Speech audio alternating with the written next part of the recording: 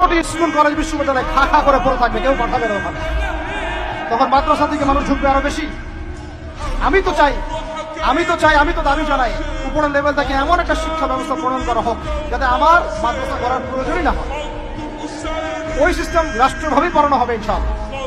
আপনি মালয়েশিয়ার দিকে তাকিয়ে দেখেন, আপনি এই যে ওয়েস্টার্ন কান্ট্রির মধ্যে অনেক কান্ট্রি আছে, অস্ট্রেলিয়ার মতো জায়গাতে আছে, ব্রিটেনের মতো জায়গাতে আছে, কোন কোন ক্ষেত্রে আপনি লেবাননকে দেখেন, ইয়েমেনকে দেখেন, জর্ডানকে দেখেন, কাতারকে দেখেন, সৌদি আরবিয়াকে দেখেন, অনেক কান্ট্রি আছে। ভালো কাজের তো প্রশংসা করতে দোষ নাই, দোষ আছে? এমনকি অনেক পশ্চিমা কান্ট্রিতেও একদম উপর লেভেল থেকে ইসলামিক সিলেবাস প্রণয়ন করা হয়েছে। তার মানে এমন না যে তারা সায়েন্সকে গুরুত্ব দেয় নাই, ম্যাথকে গুরুত্ব দেয় নাই, ফিজিক্স পড়ায় নাই, অ্যাস্ট্রোফিজিক্স পড়ায় নাই, ইকোনমিক্স পড়ায় নাই। বিষয়টা এমন না, তারা ফিলোসফি পর্যন্ত পড়িয়েছে। ঘাটাঘাটি করেন, অনলাইনে সব মজুদ আছে। এমন শিক্ষানীতি প্রণয়ন করা সম্ভব, একদম প্লে থেকে নিয়ে মাস্টার্স পর্যন্ত। আমার ছেলে ইমামতিও করবে, এদিকে বিমানও উড়াবে ইনশাআল্লাহ।